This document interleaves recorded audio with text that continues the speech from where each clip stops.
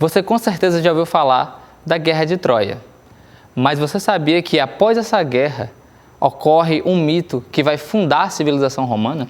Estamos falando do mito de Enéas, um troiano que escapa dessa cidade em chamas e vai até o Lácio para fundar uma nova civilização. Olá pessoal, vamos conversar um pouco hoje sobre o mito de Enéas. Um mito que foi construído, chegou até o nosso tempo, através de um poeta romano chamado Virgílio. O Virgílio ele nasceu no século I a.C. e ele vai viver um período turbulento da história romana, que a gente conhece como a República Tardia. Então, é aquele momento em que vai acontecer uma série de guerras civis e que Roma quase entra em um caos político. Só que a partir desse momento de instabilidade surge Otávio Augusto, o primeiro imperador romano, e que, vendo essa situação, tenta restabelecer a cultura romana. E a partir daí se resgata o mito antigo, que estava guardado apenas nas histórias de alguns historiadores da Roma antiga, que é o mito de Enéas. Para falar do mito de Enéas, é importante voltarmos um pouco para a Ilíada. A Ilíada vai ser o poema épico feito por Homero e que vai narrar a Guerra de Troia. Essa guerra entre gregos e troianos, muitos heróis participaram dela. Geralmente a gente conhece apenas Aquiles, Ulisses, Ajax e Heitor, sendo esse último o único desses heróis representando Troia. Porém, a bem da verdade, Troia também tinha tantos heróis e príncipes quanto a civilização grega. E Enéas é um desses príncipes. Ele luta ao lado de Heitor durante os 10 anos da guerra. Porém, com o estratagema, com a estratégia de Ulisses em fazer o cavalo de Troia, esse presente de grego, a cidade é finalmente conquistada. E no meio desse combate, no meio de uma cidade em destroços, é aí que começa a saga de Enéas. Como eu falei, Enéas é um príncipe troiano. E ele tem um desejo de continuar combatendo até o fim pela sua cidade. Porém, ele recebeu uma missão divina. A deusa Vênus, que para os gregos é Afrodite, a deusa do amor, e mãe de Enéas, ela aparece para o seu filho com um presságio, com uma mensagem divina, dizendo: olha, é preciso que você saia de Troia e leve todas as pessoas junto com você, o máximo de pessoas possíveis, porque essas pessoas vão fundar uma nova Troia, uma nova civilização, que vai surgir a partir dos escombros desta. Essa Troia não tem como ser salva, ela está destinada a ser destruída. Cabe a você agora fundar uma nova cidade. Enéas, abalado com essa situação, recebe esse chamado e começa então a sua jornada, para tentar resgatar as pessoas. Essa é a primeira parte da sua tarefa. Enéas então vai buscar primeiro a sua família, que é o seu filho chamado Ascânio, que até então era uma criança pequena, de pouca idade, e o seu pai Anquises, que ao contrário do filho, já era um idoso, debilitado, que já não podia se locomover com as próprias pernas. E aí surge talvez uma das pinturas e imagens mais belas da Eneida, que é esse poema, que vai contar a história de Enéas, em que Enéas coloca o seu pai Anquises no ombro e com a outra mão carrega o seu filho, guia Ascânio. Para muitos, essa é uma imagem meramente ilustrativa. Porém, como sabemos, para quem já acompanha o nosso canal, as nossas palestras, a gente entende que o mito ele tem uma linguagem simbólica. E qual é o símbolo por trás de colocar 3 gerações juntas numa imagem? O símbolo por trás nada mais é do que representar o tempo como um todo. Então, se vocês buscarem algumas imagens quanto a isso, você vai perceber que Enéas representa o presente, o tempo presente. na qual tem a força de tomar as decisões. Por isso que ele que segura o seu pai e guia o seu filho. Anquises representa o passado, que já não se move, debilitado, já não tem capacidade de movimento. Porém, é preciso levá-lo. No mito, Anquises tem a função de carregar os penates. Os penates para a cultura troiana e depois, posteriormente, para a cultura romana, representa a tradição, os deuses basilares, ou seja, as principais ideias.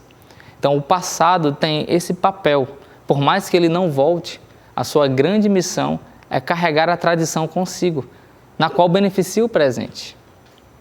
E o que representa Ascânio, o filho de Enéas que é puxado pelo seu pai, representa o futuro.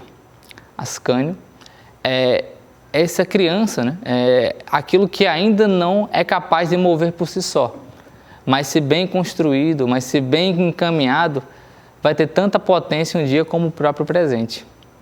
Essa é uma imagem muito bela, uma das imagens muito belas que a Eneida nos traz. E é por isso que essa obra ela é tão importante, não apenas para a cultura ocidental como um todo, mas para todo e qualquer ser humano que seja capaz de enxergar os seus símbolos. Fazendo um pequeno corte aqui, a gente pode lembrar que a Eneida, né, esse texto escrito por Virgílio, lá na Roma Antiga, vai tomar como inspiração os poemas de Homero, mas também vai ser um motor de inspiração para outras grandes obras da humanidade, como a Divina Comédia de Dante Alighieri, os Lusíadas de Camões e tantas outras obras. Isso é interessante para perceber que, assim como o mito de Enéas carrega o presente, o passado e o futuro, é como se dentro da literatura a Eneida também fosse uma ponte entre esse passado mais clássico, né, grego, essa inspiração notável em Homero, e também o futuro, que para nós já é passado, dessa literatura clássica, como a Divina Comédia, os Lusíadas e tantos outros. Mas voltando para a história, né, voltando para o mito, Enéas então consegue juntar o seu filho e o seu pai. O próximo passo seria encontrar a sua esposa, que se chama Creusa. Porém, ela já estava morta, né? Ela aparece como um fantasma, né? Como uma sombra para ele e fala assim: olha, eu já morri, mas você não deve lamentar a minha morte. Isso faz parte do destino. Você deve seguir com a sua missão. Enéas, então, precisa, né, ter essa dor de abandonar o seu passado troiano, abandonar os seus companheiros de guerra, acompanhar o próprio cadáver da sua esposa para seguir a sua viagem. Ele, então, reúne o máximo de pessoas possíveis, coloca-as num barco e segue a sua viagem. Dentro da Eneida, né, só para explicar um pouco de como o livro está composto, existem 12 capítulos ou 12 cânticos, no qual a primeira parte dele, que são os 6 primeiros capítulos, a gente denomina como a da Odisseia de Enéas. É o momento em que ele vai navegar pelo mar Mediterrâneo, vai enfrentar diversos obstáculos, vai ter muitos dos seus navios afundados, até chegar em Cartago. E a segunda parte seriam os cantos finais, é a parte da guerra, por assim dizer, a guerra de Enéas, quando ele chega no Lácio e precisa agora, através do combate, do conflito, conseguir fundar a sua nova cidade. Para aqueles que conhecem um pouco mais da cultura grega, é muito perceptível essa inspiração em Homero, né? Entre as duas grandes obras, que é a Odisseia e a Ilíada.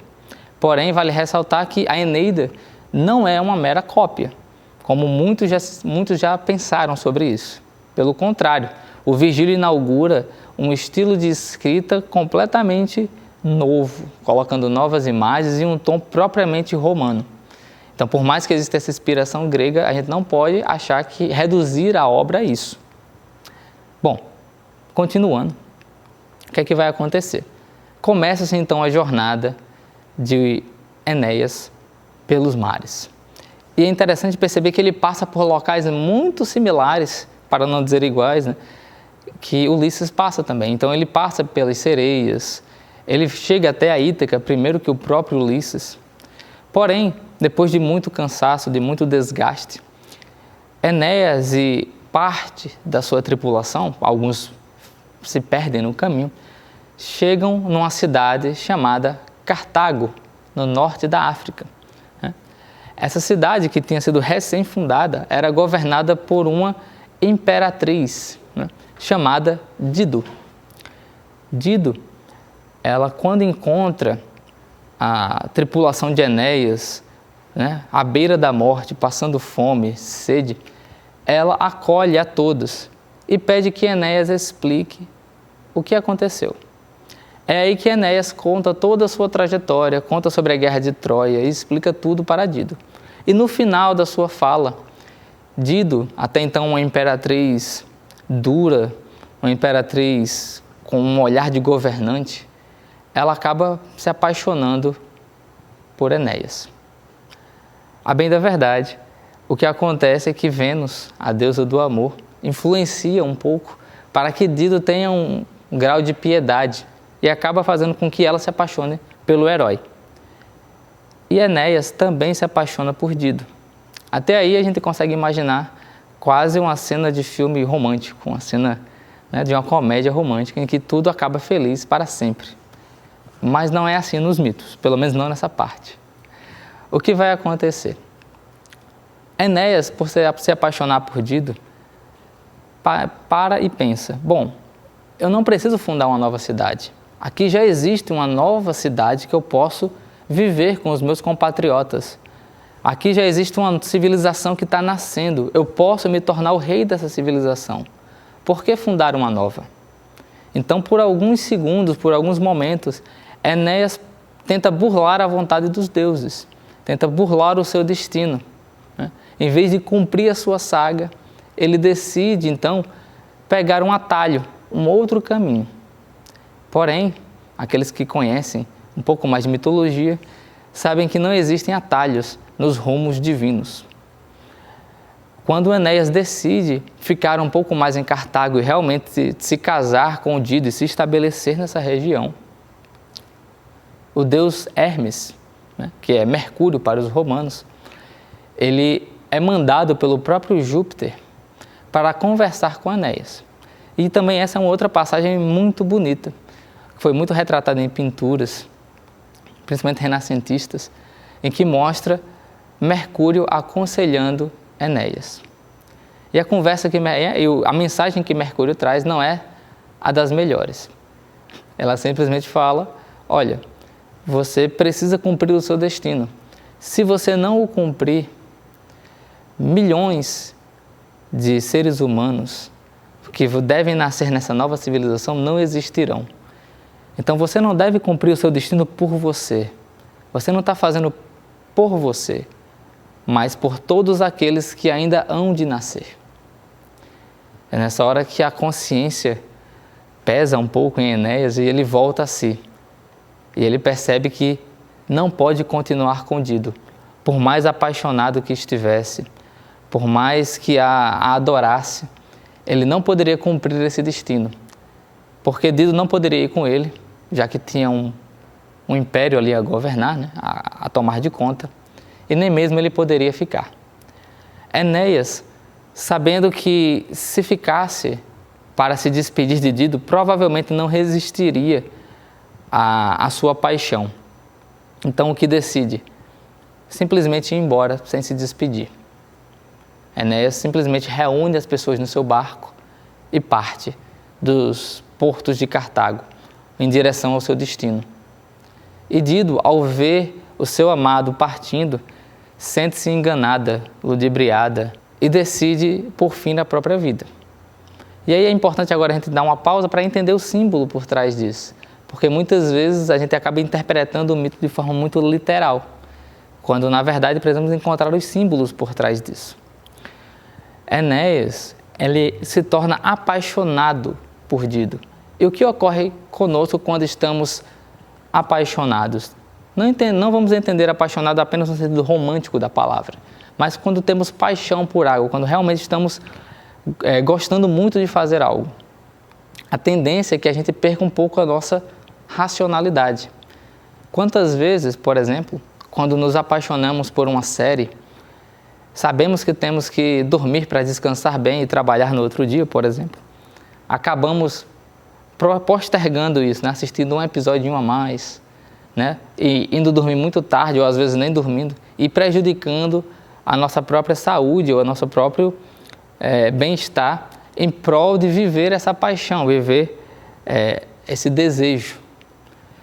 Percebe que a paixão, nesse aspecto, tira a nossa racionalidade?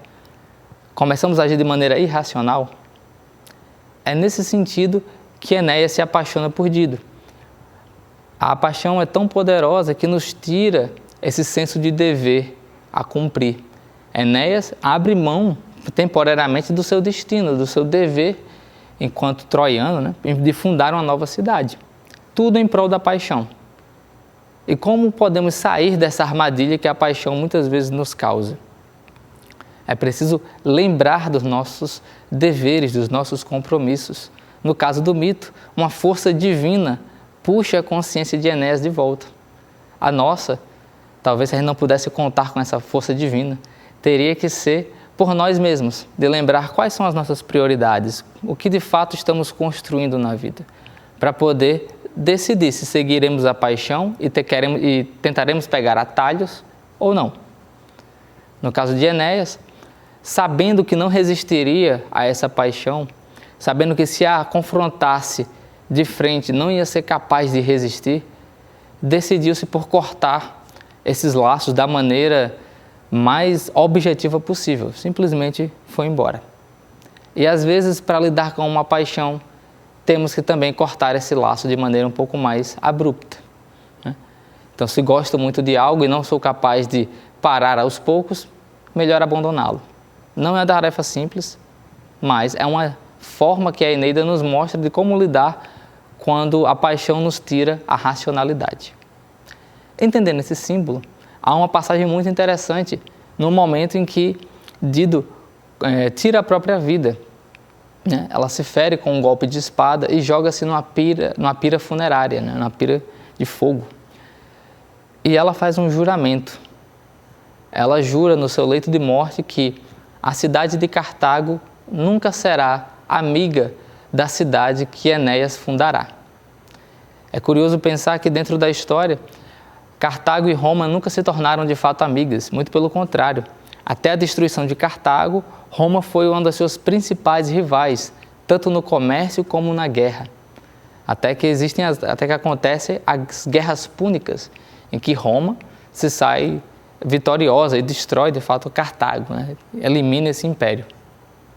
Então, o Virgílio, ao escrever essa passagem, ele não está apenas contando o mito de Enéas, mas ele também está aproveitando para contar a própria história de Roma, só que trazendo imagens e conectando o mito à história. E isso só um grande poeta é capaz de fazer. Por isso que a Eneida é uma das obras literárias de maior complexidade que o Ocidente já produziu. E a gente deveria lê-la cada vez mais, conhecê-la mais. Bom, a partir daí, começa-se então a navegar mais uma vez para o seu destino. Enéas começa a procurar essa região, né, que seria a Península Itálica, também chamada de a região do Lácio. Antes de chegar a esse destino, porém, Anquises morre, né? A idade já avançada faz com que o pai de Enéas não resista a toda a complexidade, né, que a viagem exige, e ele acaba falecendo. Nesse momento, Enéas se vê desorientado, se vê perdido, porque até então, quem guiava os seus passos era Anquises. Ele tinha esse exemplo do passado, da tradição, para guiar para onde ele deveria ir. E agora, o que fazer sem poder contar com essa ajuda? Então, precisando de conselhos, precisando de uma ajuda, Enéas recebe em sonho a visita do próprio pai, que pede que ele o visite no submundo, no Hades, né? No Orco, e tem várias palavras para denominar o submundo. Como fazer isso? E aí, dentro dessa jornada do herói, né, como a gente bem conhece, é o momento da catarse, em que o herói precisa descer até o submundo para conseguir se ressignificar, para conseguir encontrar o seu propósito, se transmutar. Com Enéas isso não é diferente. Ele então procura uma sacerdotisa que conhece os mistérios do submundo e desce com ela até o mais profundo das cavernas, até chegar no Hades. E lá, Enéas percorre uma série de espaços, encontra uma série de amigos, encontra guerreiros que lutaram ao seu lado, encontra inimigos que combateu em Troia. E, após percorrer todos esses espaços, Enéas chega nos Campos Elíseos, que dentro da mitologia greco-romana é uma espécie de paraíso, vamos dizer assim. É o local onde as almas mais puras estão concentradas. É ali onde existe o palácio de Plutão, que é o governante desse mundo dos mortos. Então apenas os deuses e as almas mais puras podem habitar nesse lugar. E é justamente aí que ele encontra o seu pai, Anquises. E essa é uma outra passagem muito bela da Eneida, muito marcante, em que Anquises apresenta a Enéas toda a geração e gerações de romanos que hão de nascer. E aí é mais uma vez essa ligação da história com o mito que o Virgílio consegue fazer. E é aí finalmente que Enéas entende o seu verdadeiro propósito. Ele não deve fundar uma cidade apenas para chamar de lar, apenas para ser mais a sua morada. Ele não está ali para fundar cidades, ele está ali para fundar uma civilização. Ele está ali para transformar a humanidade, para engendrar uma série de seres humanos que vão ser virtuosos e capazes de mudar o mundo. Esses seriam os romanos. É muito interessante perceber que dentro da Eneida, né, até esse momento, Enéas é sempre chamado de o troiano. Quando ele reconhece esse seu papel, esse seu destino histórico de construir uma civilização, a partir desse momento, dentro da narrativa, ele é chamado de Enéas, o romano. Por isso a gente pode dizer que o primeiro romano que existiu foi Enéas, o primeiro a ser chamado assim. E é por isso que esse mito ele funda uma civilização, ele funda uma mentalidade e não apenas uma cidade. Uma cidade pode ser destruída, uma mentalidade, uma ideia, não, ela perdura pelo tempo. Depois que Enéas consegue sair e entender o seu objetivo, começa então, ou inaugura-se, a segunda parte do mito, que é a parte, digamos assim, a parte mais ilíaca, né? A parte da guerra, do confronto. Porque ao sair do submundo e voltar a navegar, Enéas chega até o Lácio. Chegando no Lácio, ele vai encontrar uma série de povos que tentavam viver de maneira mais ou menos harmônica, né? Então ele vai encontrar os povos latinos, né, do rei Latino e da princesa Lavínia. Vai encontrar os rútulos, na qual tem o príncipe Turno, que vai se tornar o seu principal rival. Então, o que é que vai acontecer? Ao chegar nessa nova região, Enéas vai formar uma aliança com os latinos. A bem da verdade, os latinos, e aí vem uma questão sociopolítica, os latinos já tinham um elo de ligação com os rútulos. A princesa Lavínia, que era filha de Latino, iria casar-se com Turno. Mas o rei Latino, ao enxergar Enéas, viu nele um herói, viu nele um partido, por assim dizer, mais interessante do que Turno. Então, rompe-se essa aliança entre latinos e rútulos e passa-se a se juntar os troianos, né, navegantes aí da antiga Troia, com o povo latino. Naturalmente, os rútulos não aceitaram esse tipo de acordo e aí a batalha se estabelece. Dentro de um lado vão existir os rútulos comandados por Turno, que é descrito como um grande herói, alguém capaz de vencer a qualquer um verdadeiro Aquiles da região do Lácio. Enquanto do outro lado, uma aliança entre Enéas e os latinos vão combatê-lo. Dentro dos latinos vai existir um príncipe chamado Palante. que até então era um jovem com poucas habilidades marciais. E Latino pede a Enéas que Palante seja treinado por ele. E Enéas o aceita como um tipo de escudeiro, um aprendiz, na qual ele vai aprender a arte da guerra com Enéas. Ao mesmo tempo, os deuses, que sempre estão movendo os seus dados, ali ao redor das vidas dos heróis, também estão mexendo, estão se movimentando. Vênus, que é a mãe de Enéas, ela pede para o seu marido, Vulcano, que é o deus que forja as armas, o deus construtor, pede que Vulcano faça toda uma armadura nova para Enéas. E Vulcano, mesmo desgostoso, mesmo de certo modo sem gostar muito da ideia, atende o pedido de Vênus e constrói armas completamente novas. Essa também é uma outra imagem muito bonita que a Eneida gera na gente, ao lermos. Você vê a construção do escudo de Enéas, uma descrição belíssima de como ele era forjado e belo e divino. Você vê a espada, a lança, a armadura e o elmo. Então, qual é a ideia por trás disso? Virgílio só quer mostrar que, durante o conflito, durante um momento de maior tensão, durante uma verdadeira prova, as divindades, os deuses não nos abandonam. Eles mandam as armas mágicas. E em vários mitos isso vai ser mostrado também. De que à medida em que a gente precisa de uma arma, os deuses a fazem aparecer. É como se na hora que a gente estivesse com maior dificuldade, surge uma luz no fim do túnel, que a gente pode se aproveitar. Surge uma ideia, surge um modo diferente de fazer, surge alguém que nos ajuda. Isso seriam as armas mágicas, esses presentes que os deuses enviam para os seres humanos lidarem com as suas dificuldades. Enéas, então, agora com as suas armaduras, com as suas armas mágicas, pode combater Turno. Porém, durante essa guerra, em nenhum momento, até um certo ponto, Turno e Enéas não entram em conflito direto.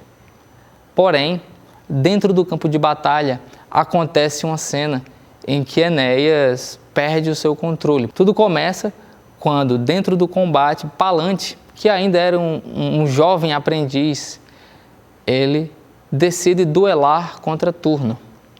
E, naturalmente, o nível de experiência, a capacidade de combate dos dois se mostra muito evidente. Turno, então, derrota Palante, o mata, mas não simplesmente o mata. Além disso, tira as armas de Palante, tira o seu cinto, tira a sua lança, tira o seu escudo. E isso, dentro da honra militar, dentro da ética militar, você está cometendo um grave equívoco, uma grave injúria contra aquele guerreiro que foi vencido. Você não deve roubar as armas do seu inimigo. Isso é uma forma de desrespeito, principalmente pela cultura clássica, em que um verdadeiro guerreiro era enterrado ou cremado com as suas armas de guerra. Quando Turno faz esse gesto, ele mostra que ele não tem respeito nem pelo Palante que foi vencido, nem por Enéas, que era o seu mestre, nem mesmo por Latino, que era o seu pai, que era o pai de Palante. É nesse momento, então, que Enéas abre mão das suas grandes virtudes, do seu dever, da sua dignidade, da sua honradez, e parte para um combate livre contra Turno. Eles então chegam num acordo. Ao invés dos exércitos se matarem entre si, vamos fazer um duelo entre heróis. E é aí, se encaminhando um pouco para o final já do nosso mito, Enéas então combate 1 a 1 contra Turno. E mais uma vez o duelo é recheado de imagens poéticas, em que, ao final do combate, Enéas consegue derrotar Turno e, até então, ele reconhece o valor de Turno como um grande guerreiro. Ele reconhece que Turno ele deveria, na verdade, juntar-se a esse grupo, porque seria de grande aquisição. Porém, um detalhe muda toda a história. Ao ver Turno caído no chão e olhar para sua armadura, ele reconhece que aquelas armas não eram do herói Rútulo, mas sim de Palante. Então Turno, além de roubar as armas do seu aprendiz, ainda estava utilizando-os para lutar contra o próprio Enéas. Nesse momento, Virgílio mostra que Enéas perde o controle, estão tendo um acesso de fúria, né? Tomado pela fúria, ele ataca e mata Turno. Então toda aquela ideia de paz e de manter Turno é colocado de lado. E a Eneida termina assim. Porém, o mito de Enéas não acaba aí. Sabe-se que Enéas ainda vai ser o responsável por fundar a cidade chamada Alba Longa. Quem vai nos contar isso é o historiador Tito Livio. E Ascânio vai ser um dos grandes reis de Alba Longa.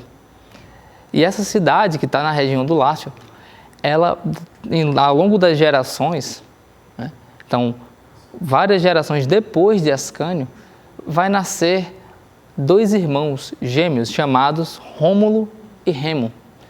São esses dois irmãos que vão fundar a cidade de Roma. Isso é muito interessante. Por isso que reforçamos a ideia de que Enéas e o seu mito, ele não funda uma cidade apenas. Ele não está fundando Roma, ele está fundando a civilização, está fundando a ideia de Roma e não a cidade em si. Pois o mito da fundação da cidade vai surgir com Rômulo e Remo, os filhos de Marte, os filhos da guerra. Os filhos de Marte com Silvia Rhea, essa princesa de Alba Longa, que no cárcere tem seus filhos e esses são jogados dentro de uma cesta e deixados a ser levados pelo rio Tibre para serem mortos. Porém, uma loba, a famosa loba capitolina, ao ver essa cesta passando pelo rio Tibre, abocanha a cesta e salva os garotos, os bebês, e os amamenta. Depois de amamentada, um pescador, passando pelo local, afasta a loba e cria Rômulo e Remo como seus próprios filhos, mesmo sabendo que, no fundo, eles eram príncipes de Alba Longa, que tinham sangue de deuses, que tinham sangue guerreiro da realeza. Quando Rômulo e Remo se tornam adultos, eles descobrem a verdade e voltam para a sua cidade para restabelecer a ordem. Estamos fazendo um pequeno disclaimer aqui só para a gente entender, né? Se fôssemos contar detalhe por detalhe desse mito também, teríamos mais outra hora a se falar nessa palestra. Mas o fato é que, após restabelecer o governo de Alba Longa, Rômulo e Remo decidem fundar a sua própria cidade. E aí começa a sua jornada para encontrar o local aonde vão fundar Roma, a cidade eterna. Pois é, para aqueles apreciadores da literatura, o final é um tanto quanto abrupto. Não tem um fechamento, por assim dizer, e tem uma explicação para isso. O Virgílio, que levou mais de 10 anos escrevendo esse poema, ele morreu sem terminá-lo.